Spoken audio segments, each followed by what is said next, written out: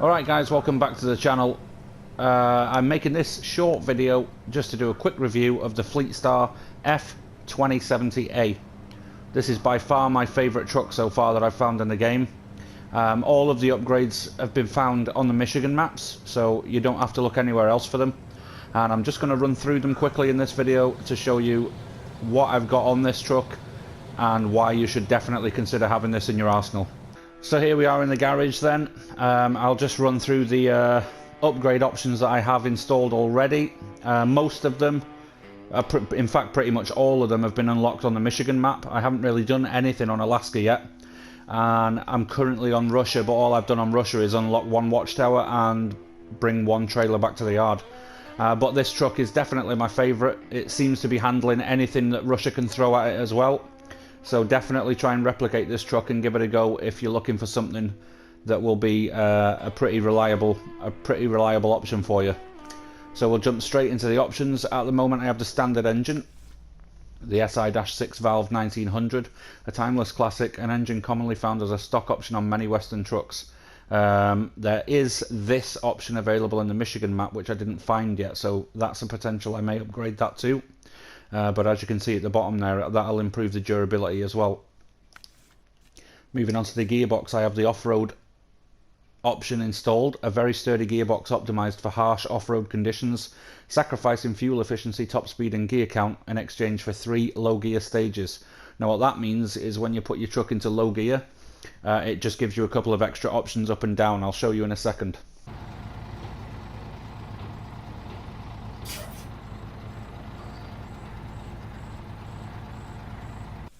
Suspension I have raised. It makes a massive difference. Stock option is fine, but the raised option is definitely better for getting out of deep water, deep mud and stuff like that. Raised suspension kit, good for venturing down old roads or off-road terrain. Fantastic option. Raised suspension should be installed as soon as you get it. That's one of the most crucial updates as far as I'm concerned. Tyres at the minute, I've got 45-inch off-roads. Now these basically just unlock when you get to certain levels, so I just went for the UOD2s because they look better than the 3s. The 3s have more of a bold tread on them, so I wasn't really keen on how that looked. I wanted it to look a little bit more meaty like this.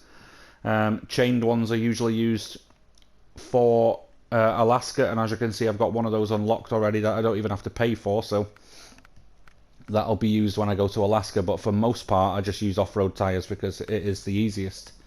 For the winch, I've got the high-powered winch installed. That was a purchase. Obviously just going through the job, so you raise plenty of money, you can definitely afford to buy some of these upgrades. So the high-power medium winch is installed, a high-power truck winch equipped with a reasonably more powerful motor. This winch setup is capable of pulling heavier trucks along with their cargo out of almost any tough spot. Fantastic option, great to have. Diff lock I unlocked and made that engageable. I don't have the spare wheel, I don't see any need for it yet. I have burst my tyres once or twice, but it's usually only one tyre, so I can usually get back to the garage and get that fixed. Snorkel, I have the short round cap. There's no other options for that at the moment. I don't know if there will be, or if that's the only option for this truck, but that's adequate enough. All-wheel drive, I have that engageable. That was unlocked in Michigan too. For the frame add-on, I just use a flatbed. It seems to be the least weight on most of these add-ons for the suspension that you have, and it's easily enough space to fit two packages on. Let's just jump over into the visuals. I haven't really changed up too much of these. Rear bumper I haven't bothered at all. Rooftop I've stuck a beacon light on there, raised beacon. Front bumper I've got the double pipe because this was unlocked for basically every truck at a certain point. Miscellaneous, I have the angled visor with the beacon lights on there. It's just aesthetics really, it doesn't really do anything. Exhaust, I have flat cap installed. The stock one is just one exhaust like this. I have the flat caps, which is 2 exhausts. You can also have heat shields, which looks kind of nice, but I think the flat caps, I prefer those. And then for the rims, I do like these ones with the big rugged red metal. I have these installed on most of my vans. So basically that's it. I'll put a little clip of some of the situations this truck can get you out of, as well as demonstrating that low-high gear. And thanks for watching. Hopefully you enjoyed the little clip, and if you would like to see more of these videos, drop a comment and let me know if you've liked it, like the video, and don't forget to subscribe. Thanks for watching, and I'll catch you in the next one.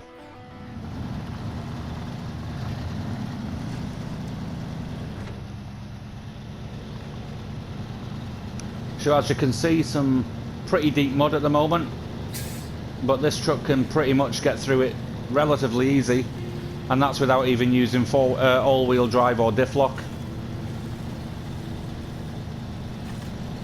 Easily managed it. When you get onto some relatively flat ground, it's got some good speed also.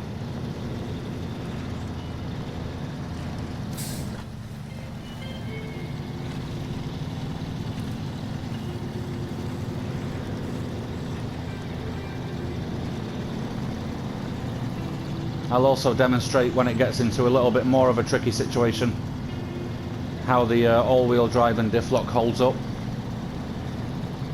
But as you can see so far, haven't needed to even use all-wheel drive. It just handles everything. It's a great vehicle.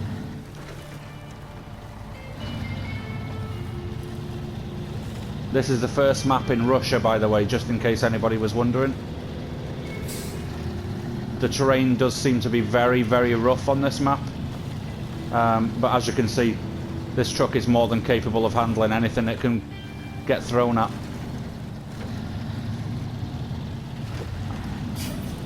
And still haven't used all-wheel drive. May potentially need to use it now, but no, see?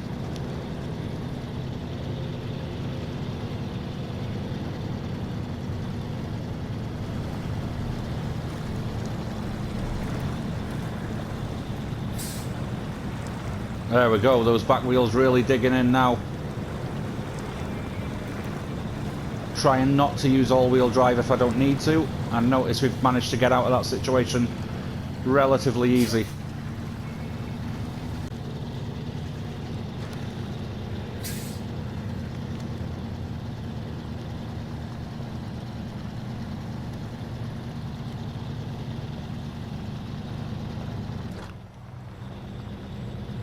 There we go, still not used all-wheel drive. If you want to get out of these spots a little quicker, it's more than adequate to just flip it on to get out there, but I just wanted to demonstrate that this thing, it can just handle anything, really, without any all-wheel drive.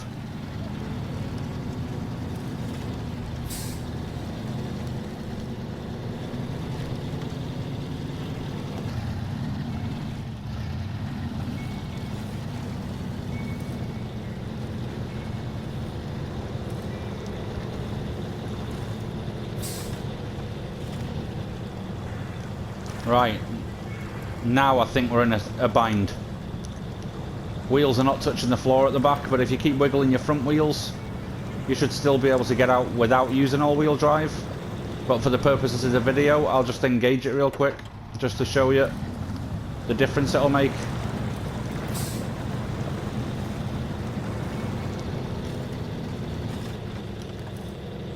That's rock is in the way there, that's the reason it stopped.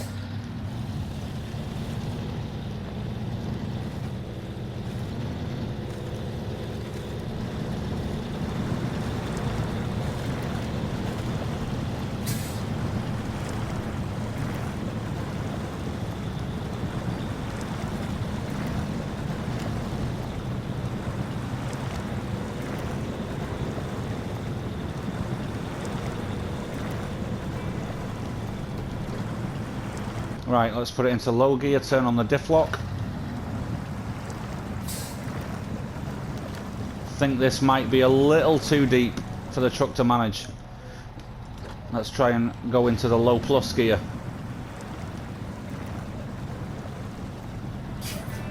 Still nothing. This is the first time since I've had this truck that I've got it stuck. Let's try and back up a little bit maybe.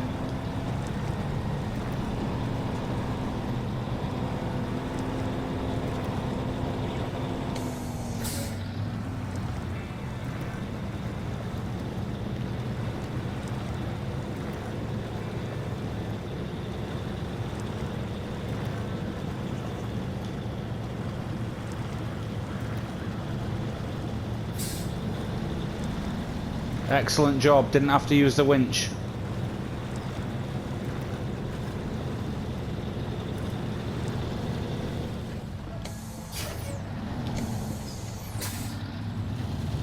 Brilliantly done.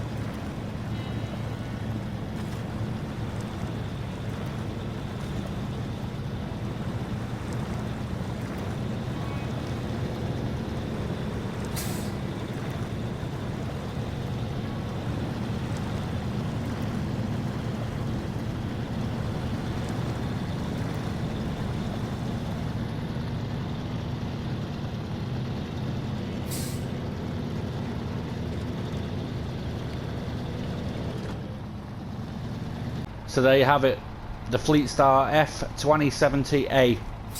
I think we've definitely put it through its paces on this map, but you've got to see exactly what it can do, what it's capable of in all situations, and why you can see it's now my favourite truck, and why you should definitely have it in your arsenal. Again, thanks for watching this, guys, and I will catch you in the next one.